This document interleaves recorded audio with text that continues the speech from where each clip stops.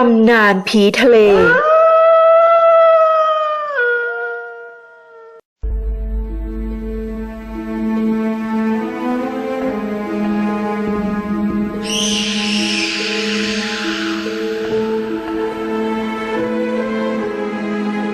ผีทะเลเป็นผีชนิดหนึ่งที่เชื่อกันว่าเป็นวิญญาณของคนที่เสียชีวิตในทะเลผีทะเลมักปรากฏให้เห็นหลายลักษณะบางก็อาจปรากฏในรูปลักษณ์ของคนที่เดินลากปลาตัวใหญ่ขึ้นมาจากทะเลเนื่องมาจากถูกปลากินจนเสียชีวิตหรือบ้างก็ปรากฏให้ชาวประมงเห็นโดยขึ้นมาบนเรือในยามวิกาลขณะที่ชาวประมงกำลังออกเรือหาปลาซึ่งผีทะเลที่ขึ้นมาบนเรือในลักษณะนี้มักจะมาในรูปแบบของดวงไฟที่สว่างอยู่บนเสากระโดงเรือซึ่งชาวประมงมีความเชื่อโดยทั่วกันว่า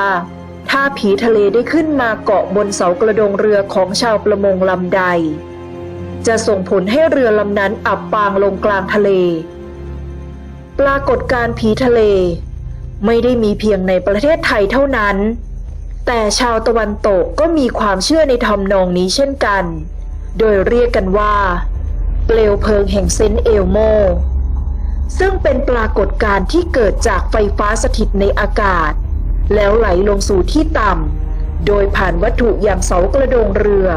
เหตุการณ์เช่นนี้จึงมักจะเกิดในวันที่มีฝนตกและมีพายุฝนรุนแรงในด้านของวรรณคดีไทยก็มีการกล่าวถึงผีทะเลเอาไว้เช่นกันโดยพบในวรรณคดีเรื่องพระอภัยมณีซึ่งเป็นบทประพันธ์เอกของสุนทรภู่ครูกวีศรีสยามผีทะเลในเรื่องนี้ก็คือนางผีเสื้อสมุทรผู้เป็นยักษ์ที่มีฤทธิ์ร้ายกาจมีอำนาจมากมาย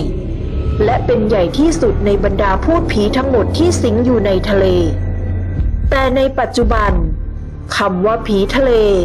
กลับเปลี่ยนความหมายไปจากเดิมและมักใช้เป็นคำด่าทอหรือคำตำหนิที่ออกแนวหยิกแกมหยอกมากกว่าจะใช้เป็นคำที่เรียกพูดผีที่มาจากท้องทะเล